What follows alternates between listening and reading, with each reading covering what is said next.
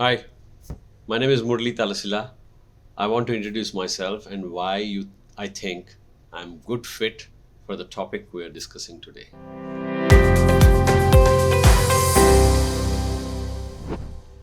I'll want to take a step back and tell you where I started, right? I was working with my father, we had a family business, and I burned my hands first by setting up a computer training institute, which was a popular thing to do, and it flopped. So my first qualification is that I have failed uh, in the start of my journey. Then I got out of the family setup from a small place in then Andhra Pradesh. I went to Chennai, took up my first job, then realized that multimedia and animation are not my thing. You can consider that as a good experience and also as a failure, if you will. Then I moved on to Netherlands for networking and information security. There I was quite successful. I spent 10 years working for various multinational companies across the globe, but being based in Netherlands. Moved back to India, joined a Big Four. I was in Big Four Netherlands as well. And in Big Four, typically you generate the business, you deliver the business, you manage your people, you do the whole 9 yards. So you're practically an entrepreneur. You need to know the nuts and bolts of your business. So I was successful at, I'm still doing the same thing per se as my day job. I'm still a partner at PwC. So I believe I've been an entrepreneur. I've failed many a time and helped many startups in the last 4 years.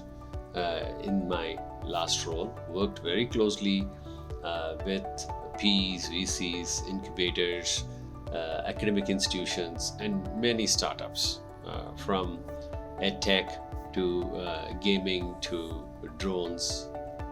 You can name it, and I'll give an example of a startup I've worked with.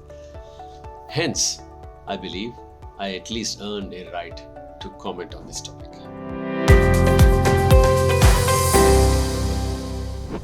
Small school in a small town in northern Telangana, and then 10 plus 2 from Guntur, and then simple mechanical engineering, no frills from a college in Karnataka. Then a small job, 5,476 rupees in Chennai. I ended up in Netherlands afterwards, working for a large telecom company, and then into a Big Four. Now I'm back in India, past 10 years, working as a partner in a Big Four company.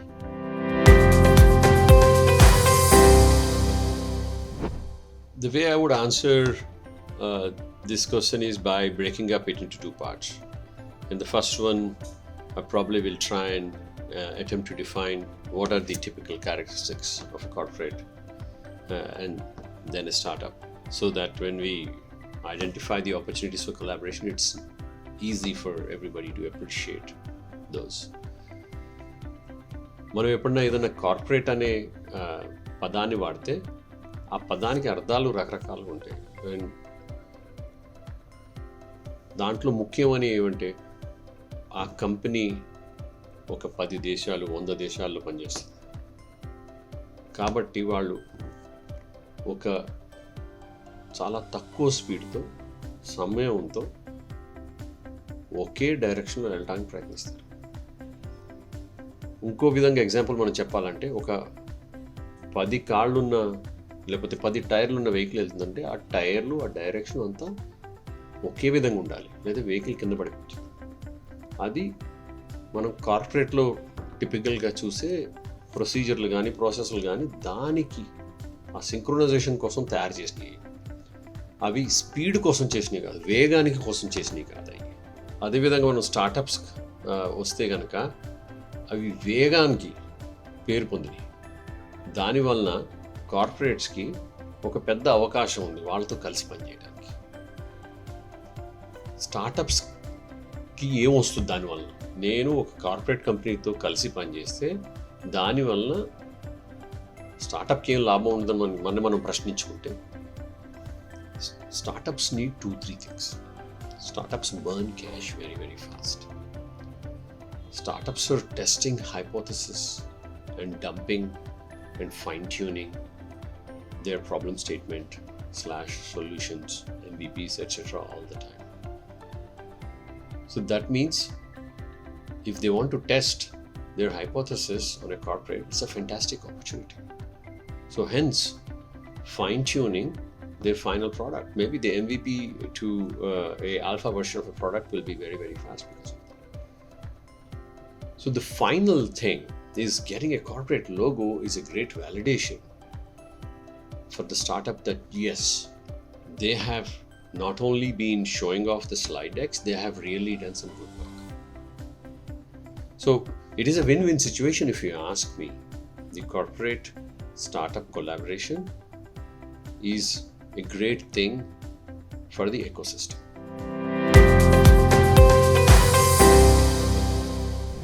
If you see, the answers I'm giving in this series are always being done in a way typical startup behaves.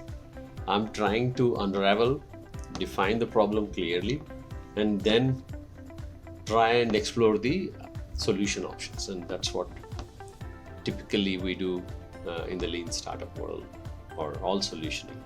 But that's beside the question, which is in the context here now. Let's understand what size, shape budding entrepreneurs come. You have 3-4 varieties of them. Let's pinpoint them. You have students who are coming out of undergrad schools, whatever the stream may be, engineering, sciences, other places, which is the typical place.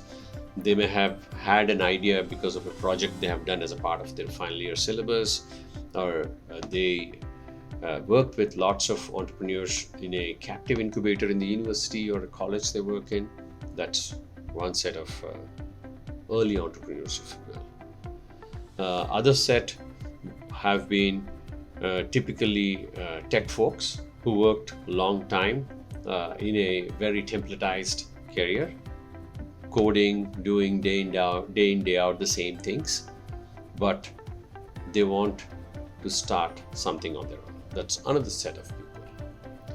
Last but not least, you typically have inventors, either coming from academic background or otherwise, who have developed an IP as a part of research they have done and they want to launch. Broadly, I will consider these three as the early stage entrepreneurs. So what do the first set of folks need?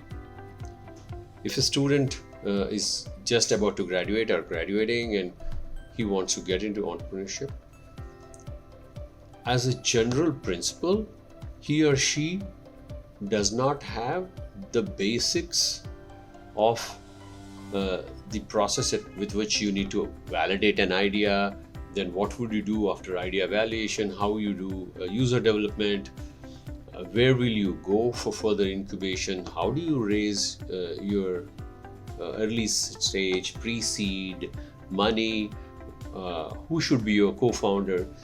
The ABCs of starting up, generally they are weak in. There could be exceptions, but anyway, so they're better off working in a startup for 6 months, 1 year to pick up those things, or go explicitly join a course to undergo or use online resources to learn those fundamentals. The second one is the folks who have spent a reasonable amount of time in the corporate world. They probably are better off because generally before they take that leap of faith and come out of the corporate world to do entrepreneurship, they would typically spend enough time to learn the basics and they may need much less hand-holding. They're probably better off just taking their idea and going, setting up the shop in an incubator where they get a nice guardrails, so as to say. That's second set. Third set is the researchers who invent and have their IP. They're generally not finance savvy or probably do not have the wherewithal to understand valuation, various other facets. Well, all these three sets of people always can go to an accelerator, incubator, whatever form or shape. But the third set of people probably need to start with a very good co-founder to start the journey itself. So the needs, necessities, and the resources they need, all of these are very different from the place where they are starting up from. So there are a lot of things one can do to help these people, but these inputs change based on our target candidates' needs.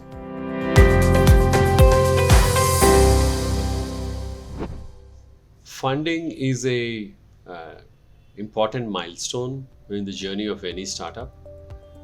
My first reaction for anybody needing funding is, are you generating cash? Are you profitable? Or at least are you supporting your own cause? Or do you know your runway? All those first things one has to, introspect before jumping that, hey, I want funding. Where is the PE? Where is the VC, angels, yada. But anyways, I'll come to the point. If you live in a urban place, Hyderabad or somewhere nearby, based on your stage of your startup, your pre-seed or Series A, Series B, you can go to angels, friends and family, a PE, VC. All of those options are possible per se. But the principle of raising money is that dilute as little as you can, because generally the stake or the equity given away is quite a lot in the early stages. If in innovation and hard work are the USP of a startup, the more you dilute in early stages, the less is left for the founding team and the people who are working with the founding team. So keep those principles in mind. And if you are a startup, you should have been building network from day zero, even before you start up per se. So, and it doesn't have to be limited to your friends and family who potentially will seed you before you made your first deck, and then probably local angels.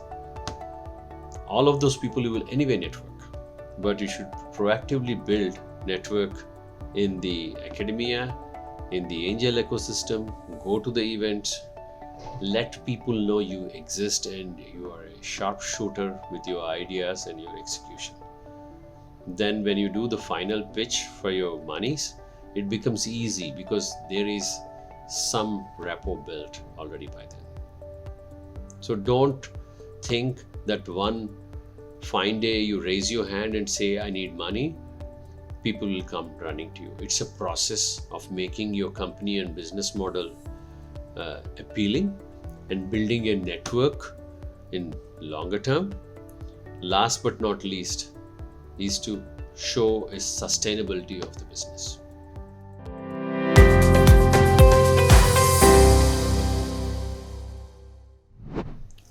Like old saying goes, right? Necessity is the mother of invention.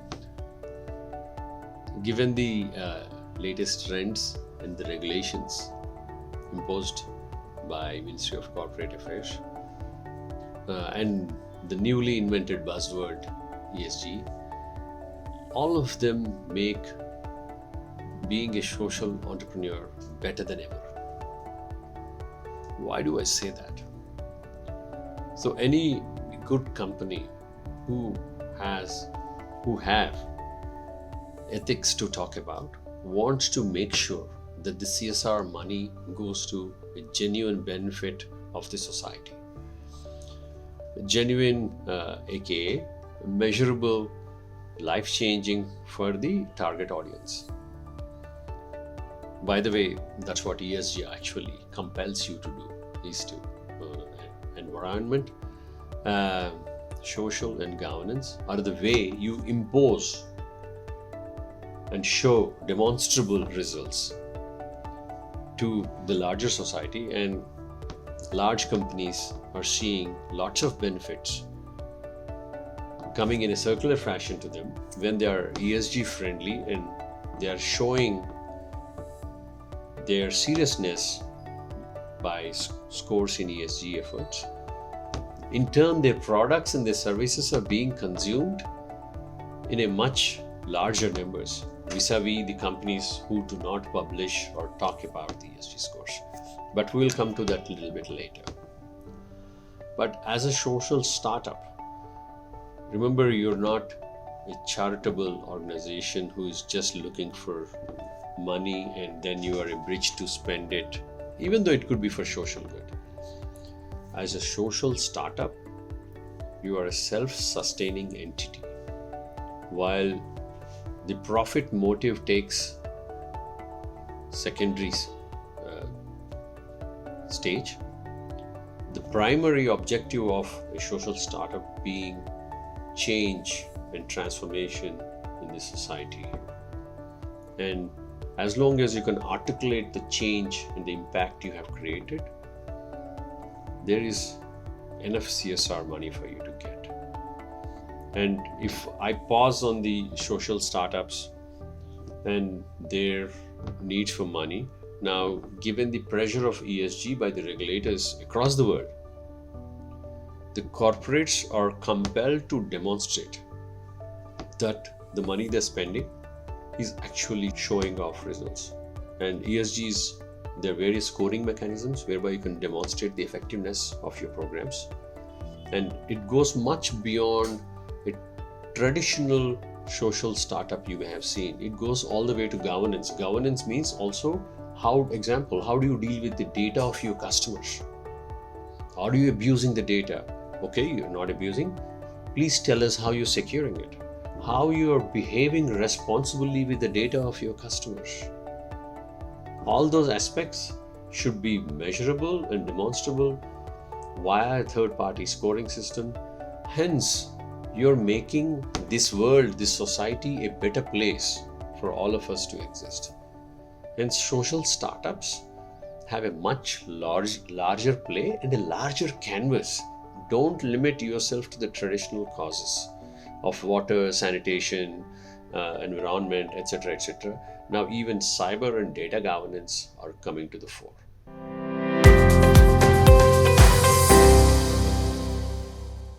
There are a lot of options for everybody, and internet is one of the best source for you to get information and knowledge. But my belief is, if you are first-time entrepreneur, aka idea stage, it will always help to have some real human intervention. So if you're idea stage entrepreneur, don't jump directly to an incubator which specializes in a specific set or a vertical or a technology. You're better off with going to an early stage incubator if there is one in the neighborhood where you are, or probably a dedicated cohort ran in the university or in a setup which is organized, funded by the government. Look for those things, because a lot of learning also happens because of you mingling with the peer group around you. But always suggest 2-3 things very importantly.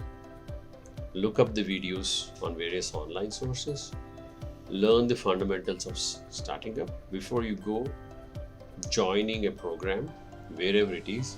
And please remember, if you're an idea stage, it is a large leap of faith for you, whereby you use validation to have that leap, and you need lots of help.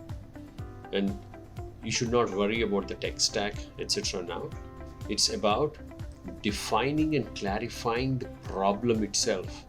And if you build a solution, will the target customers actually pay and buy it at the price point which you're thinking? Those are the fundamental things you're trying to get to. So it's from two-page, 3 slides to a paper-based model, working model. That's what you have to get to. It's a very tough journey, so choose wisely.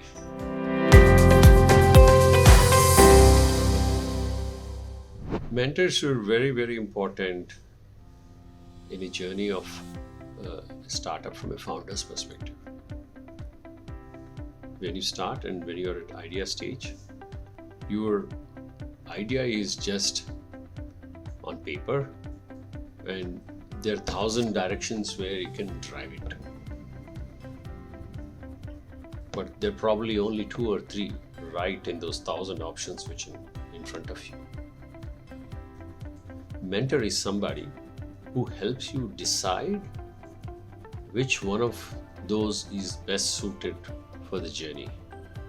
But he's not the one who holds your hand and walks you on that path. And if a mentor says that he will actually make the path and take you on that path, that could be suicidal, because you will never learn to do things on your own and finding the right solution and removing the clutter and getting clarity for yourself. So mentor is somebody is not who holds your hand, but tells you the process with which you find a solution on that day, on that spot. And mentors come in various sizes and shapes.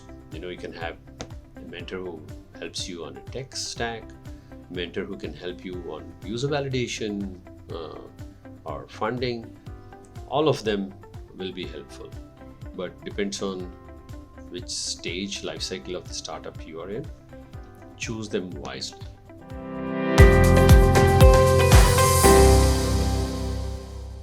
There are a few things startups should remember before starting their engagement with a corporate.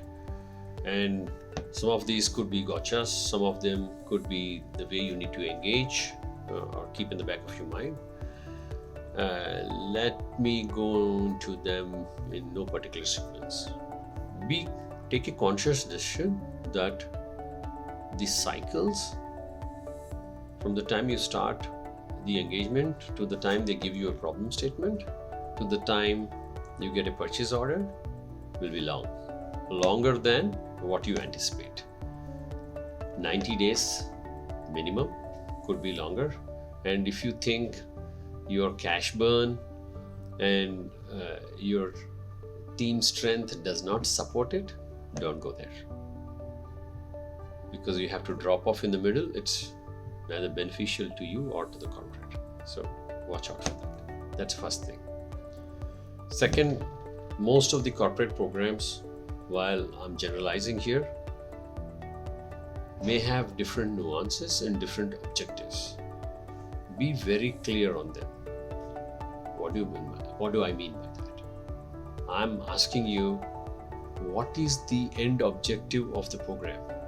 Will they give you a very clear-cut problem statement which tells that this is the workflow, this is the data, and please generate this thing for me on this date? Is that kind of clarity there in the problem statement they're handing it over to you or not? Based on that, you will know it is up your alley or not. If not, exit early. If you think it's a large pivot for you to help and solve the problem for the corporate, please don't do it. Your journey is yours. Corporate problems are corporate. You don't pivot and change your solution because one customer corporate requests for that. That's the second thing. Last but not least, please remember, getting money out of corporates takes time. It is not intentional, but the processes and the bureaucratic approvals they need to get through are long. And not to forget, please secure IP very clearly in the agreements. If you have patented IP, please mention it from day zero and don't give any rights to anybody on your IP.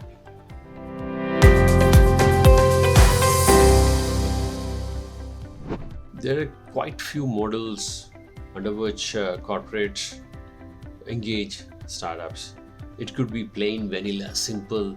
Hey, you solve this problem, I pay you this. It's just a pseudo service provider model or a IT vendor kind of model. There's nothing more to it. The second one is hey, I will also give you an equity, because when you solve this problem, I will have inherent belief in you as a startup that you as a startup will go places. So maybe I will also pay you, I will also take equity, or one of them, at least one of them. You are a startup, you have something which can go along with my product, but I will call it totally my product. So I'll take your IP, relabel it, i.e. white label it, and sell it along with my product as a prepackaged entity. It's like, imagine a RFID tag going onto a bottle of shampoo with some special payload on the tag. They will buy 1 million tags from you, and they put it on there, and nobody has to know anything about it. So you're supplying them white label goods, which is going as a part of the larger item in their inventory of the corporate. So white labeling is another way. So you become an OEM per se. OEM doesn't have to be always hardware or tangible things. It could be a small piece of software which gets embedded for a banking institution, whereby you protect the end user's privacy. So that's one model. Last is maybe they'll buy you out. You get an exit. They like you so much. So all of these are possibilities. So keep your eyes open and engage in all forms and fashion.